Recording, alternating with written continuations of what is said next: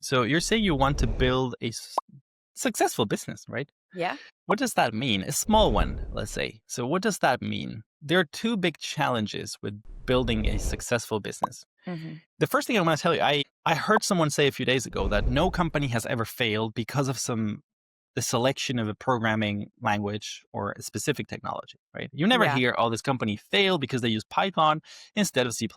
No. Hmm. And to me, AI fits into that category. It's a specific technology you may use Hmm. for a certain goal. But businesses fail for business reasons. And there are Yeah. two. In the beginning of the business, they fail because of a lack of, I would say, product market fit.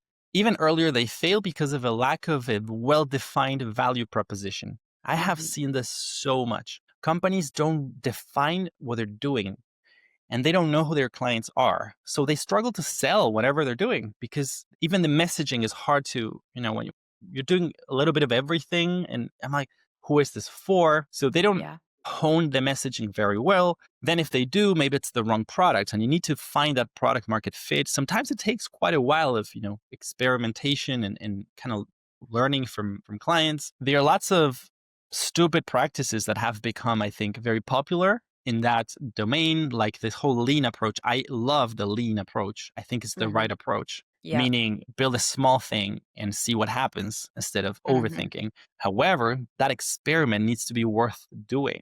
Doesn't mean Yes. you can do anything. A lot of people think that lean means I'll just build whatever. And when you build whatever, it never works. You don't even get valuable feedback when you build whatever. Yeah. So that's the first reason why the business fails. You fail to identify that thing that people need. The second reason later on why they fail is because they fail to create a competitive advantage or to sustain a competitive advantage, which means you have access to some secret sauce or some exclusive sauce that Hmm. helps you make more money, or retain clients compared to competitors. Again, lots of misconceptions about that. Some people think that just by having fancy technology or even a differentiated product, just have a differentiated product. And it's like, that Yeah. doesn't make any sense. Your competitors can build the same differentiated product Yeah. if it's a good idea. You need another edge, like switching costs, make it hard for people to leave you, right? Hmm. That's a good competitive advantage. But anyway, all of this is business talk. I haven't mentioned specific technology, and AI is a specific technology. What could happen is that if you identify a problem that is worth solving, your messaging is right, you know how to get the customers, you know how to reach out to them. The way you solve the problem for them could be with AI, right? Yeah.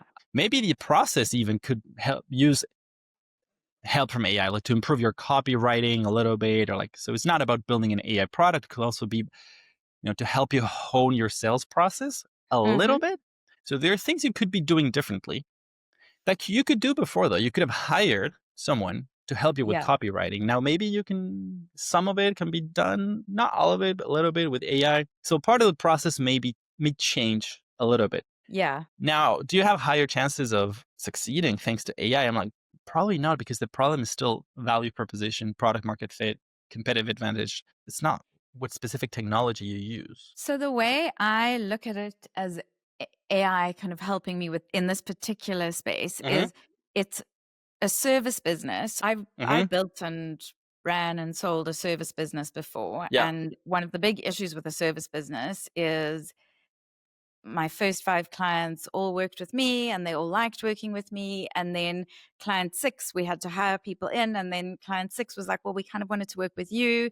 And I would have to train the person that I brought in and Uh-huh. encourage client 6 to work with them. And then and then client 6 loved them. And then client 9 now needed third person and didn't work out with third person. So we had a bit of a disaster and we lost client 9 and we had to like hire Yeah. a different person to be the third person. So with AI, my hope, and I haven't proven this yet Mm-hmm. because I'm actually finding implementing AI and using AI much harder and like much more challenging than Mm-hmm. I believed it would be 6 months ago. But my hope is that I can kind of scale myself so that I can do a lot more profitably Mm-hmm. without I can service kind of 5 times the number of clients I would have been able to service 2 years ago because Mm-hmm. a lot of what I'm doing can be automated. That Mm-hmm. doesn't mean I'll be able to scale the business unlimited because I'll still need to meet with clients. I'll still need to Hmm. speak to them. I'll still need to be the face of the business. But I'm hoping that that will kind of give me the edge, which also Yeah. enables me to go for a market that historically no one goes for because it's not profitable, because it's a market that needs more personalized service but can't afford it. So that's where I'm Yeah. hoping that AI Mm. will be able to Yeah. To help kind me of create that help profitable business. automate the Yeah. repetitive, the boring stuff. Yeah. Yeah. I see what you mean. Mhm. But Yeah. the thing is, we need to see how easy it is to automate those things with AI. I Yeah. think it can help with many things for sure. And I've used AI myself to help me with certain stuff, right? But I think one of the biggest issues, and people are ignoring this sometimes, is that you need to babysit AI a lot. Yes. And that's a big part of the issue. You're trying to kind of automate yourself away from this, a lot of this work, right?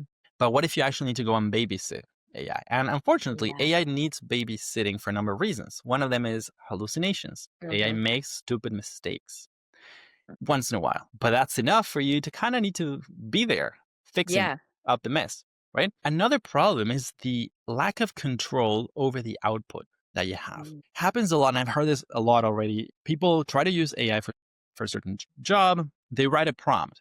AI produces an output, but one part of this output is not exactly what you wanted. So you improve the prompt. You say, don't do this. You get a new output, but then another part changed that was good initially. So Yeah. then you go back. And at one point you get frustrated and you're like, so in my opinion, AI can help with tasks that you can describe it very Yeah. easily. And you are okay with the output, whatever it is, right? Mm. So it's tasks where excellence doesn't matter so much. You just need Yeah. anything, right? You can't build a business on tasks where excellence doesn't matter, or not the kind of business I wanna build. Exactly. I mean, you tell me that, but I think for a lot of people lately, they I believe do. that building a business is like, oh, just do whatever. And I don't think Yeah. that that's how it works. Interesting. Um, I think this human edge. I Mm. think businesses succeed a lot because of all you said. Speaking with clients, you're not going to be able to automate that. I still will do that, and I believe that's because you think you're going to do a better job than putting a robot to speak with a client. Yeah, and because I wouldn't trust the robot. You I wouldn't wouldn't trust the trust what they robot. say. Yeah, yeah. And that's why I think a lot of people underestimate what it takes to do certain Mm. jobs.